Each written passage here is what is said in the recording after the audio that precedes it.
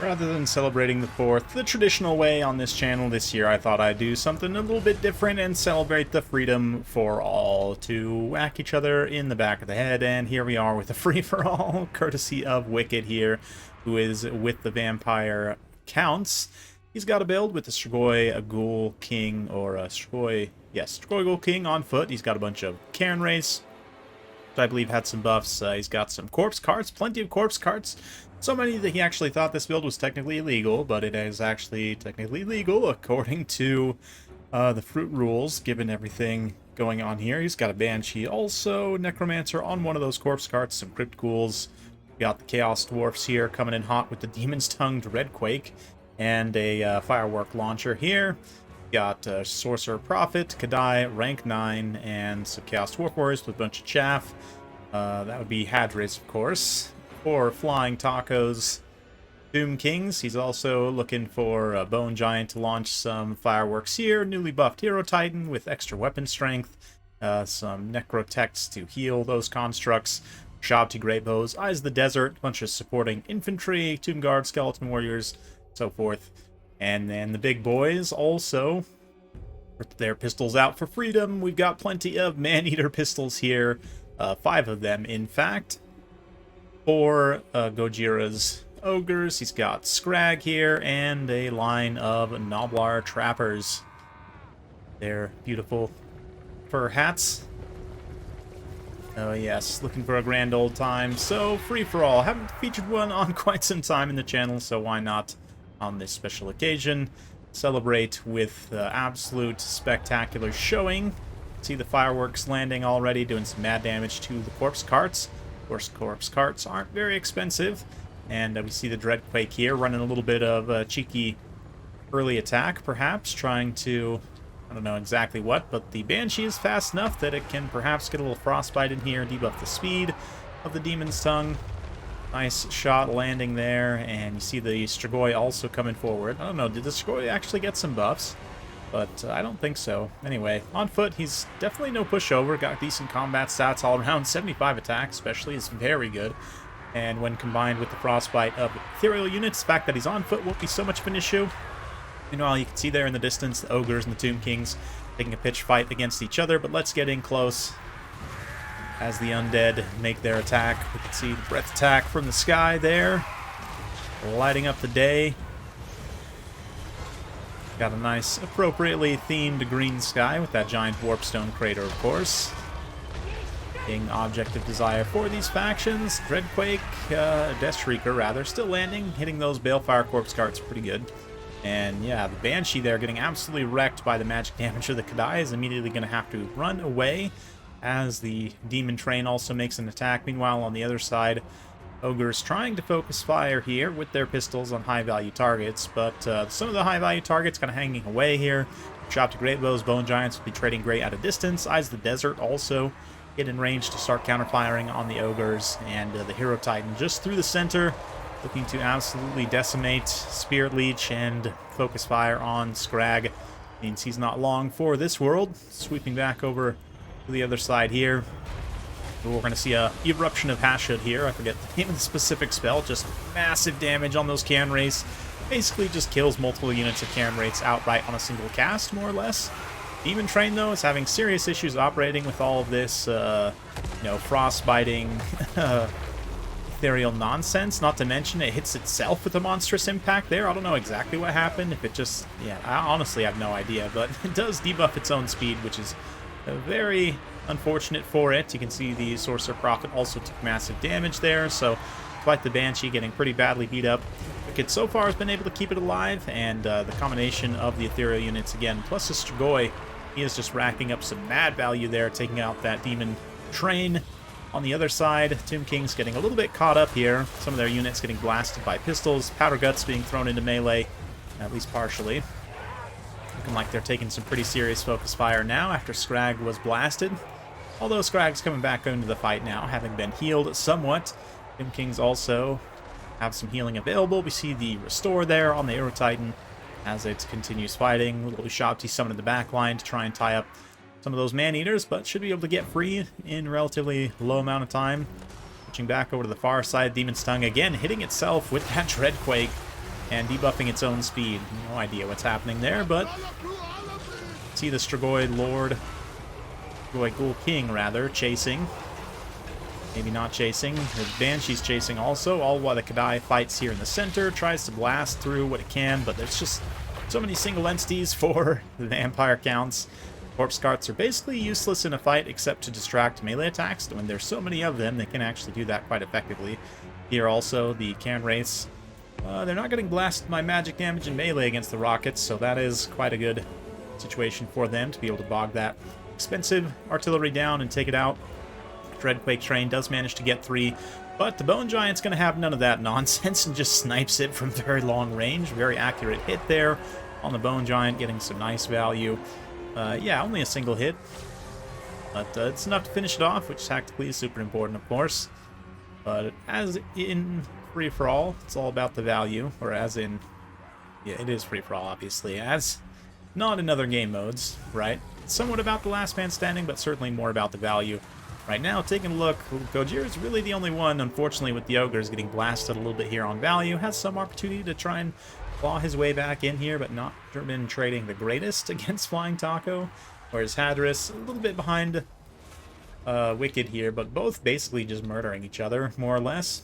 Konigstein Stalkers chasing some units off the side there, some lowly laborers, while the Vampire Count's leadership holds here. The Kadai being a little bit isolated at this point, getting frostbitten and poisoned, and having all the effects go off. This Frostbite and Poison combination, minus 45% speed with the sort of Banshee Strigoi combo.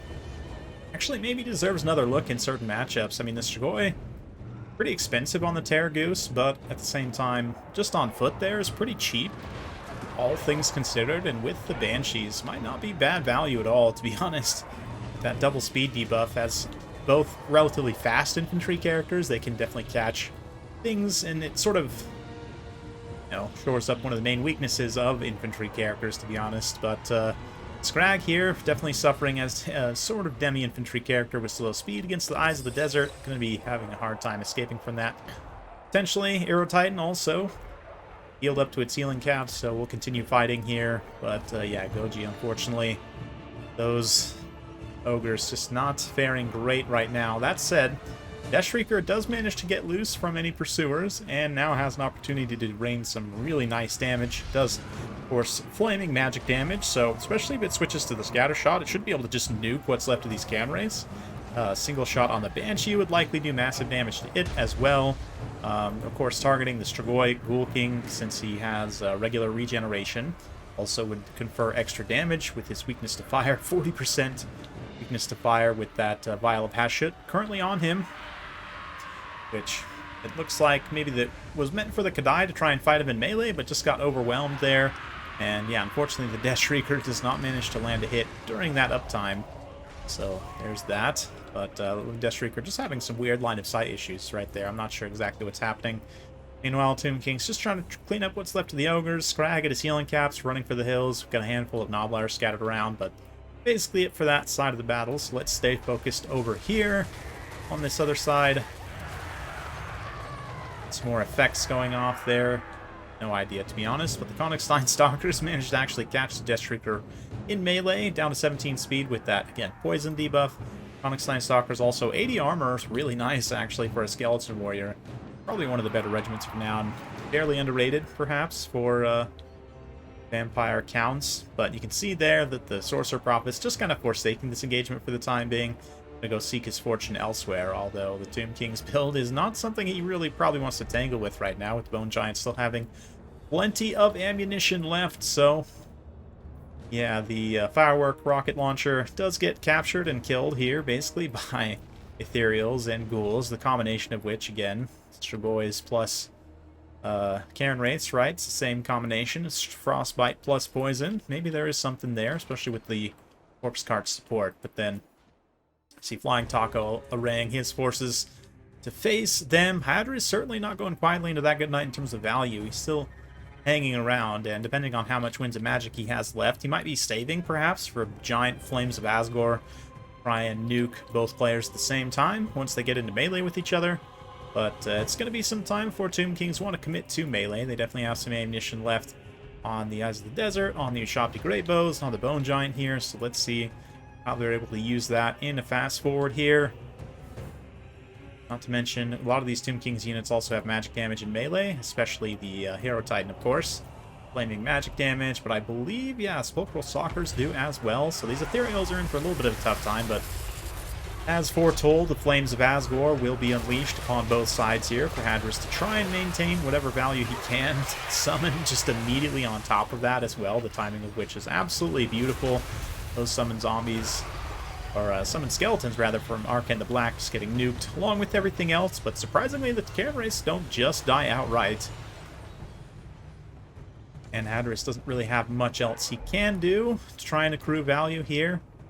Let's try and dodge some of the shots, waste some ammunition from the Bone Giant and the Ushabti Great Bows, which is certainly quite useful. Eyes of the Desert also moving into position now, and definitely a little bit of an undead grind here as both players start to suffer crumbling effects.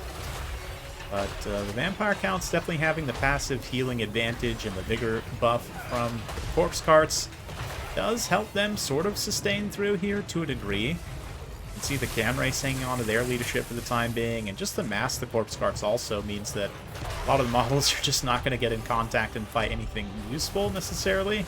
But a little bit of Spirit Leech here as well. Again, it's hard to target that on the right unit, but it does look like it went on Strigoi, which is definitely the target you want to be hitting here as the Tomb Kings. But yeah, Taco and Wicked basically competing for the win right now. Hadris just waiting in the wings to see if he can't sneak something fancy. Well, magic missile there? Was that the that Burning Wrath magic missile? Not bad, does something. It's gonna go pick off these isolated trappers of Gojira. Just do, you know, something. Again, try and keep this value from getting too far afield, but Eyes of the Desert pulling up on station with a good amount of ammunition left. They, out of all units left, have the killing power to finish off these multiple Corpse Carts here. Absolutely glorious. Pentacorpse Cart build was my favorite personal way to play Vampire Counts, often in Warhammer 2. I would alternate between that and the Bone Tonia build based around Spellless Kemmler. Anyway, those were different times. Oh yeah, laser eye animation directly into the Corpse Cart. Absolutely spectacular. Little point-blank fire as well from the Bone Giant, just to make sure Hadris, you know, stays in his place here. And leaves these two to their end-game grind, which is not looking great right now for the Vampire Counts. All their ethereal units are gone. It's just the Corpse Carts and the Strigoi. But, yeah, Sorcerer Prophet trying to make his attack as well. Runs in here, gets a big old hit on Arcane the Black. And with that extra flaming damage, of course, from the Taurus, he will do extra damage to Arcane, so oh, looks like an extra flammable there as well from that something. Anyway. Excuse me. Yeah, Strigoi Ghoul King starting to suffer crumbling as the Vampire Counts run out of leadership. Tomb King's just too much heavy sustain for them, and all their support units pretty much still alive, so Flying Taco looks like all of a sudden he's in a pretty commanding position here, despite the second attempt at a Lord Snipe from Hadris. Might be actually successful here, but it's going to cost the Sorcerer Prophet, and it looks like the Ghoul King might come in here and steal the kill. It's getting close, and watch the duel unfold. Whoa! Nope. Where'd he go? Oh, he's way over there. I love this game sometimes. Both of them are crumbling, which is as it should be. Arcane goes. Strigoi actually manages to recover his leadership somewhat, and then immediately YOLOs into the Hero Titan once more. Absolutely glorious. Hadris also just teetering on the edge of leadership here. They're going to go 2v1 versus the Taurus, but the Sepulchral Stalkers still with the ammunition in the distance. Bone Giant kind of there as their captain. Very cool shot, literally, as he hits the Sorcerer Prophet. That is going to break his leadership. Leadership with the Strigoi is also broken. He's got his last few seconds of crumbling. Down he goes.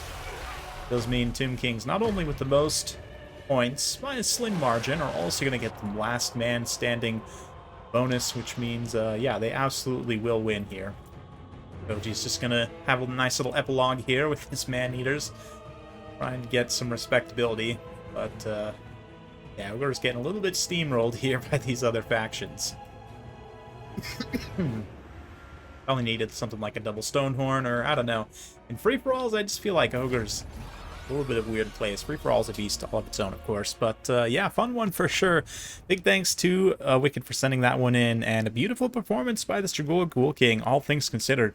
We'll look at his cost after the fact, but I'd imagine that's wildly cost-effective. Same thing for the Banshee. Combination of the two of them seems quite strong. And then you have the Necromancer for a mana battery and to provide some extra support buffs and so forth. Pretty good stuff, honestly. Yeah, Konigstein Stalkers also get some nice value. Great performance by the Cairn Wraiths.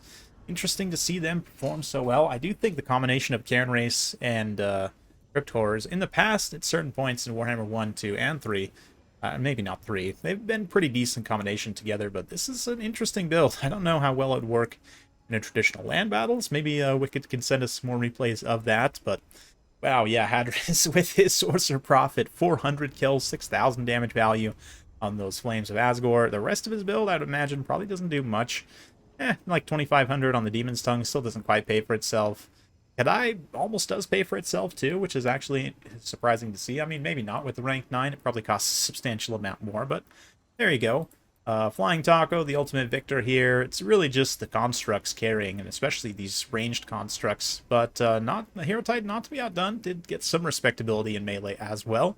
And then, of course, all the support infantry. Tomb Guard Halberds are nice support infantry for a situation like this, but mostly the skeletons just get blasted, as is tradition. Arc in the Black, also super cost-effective.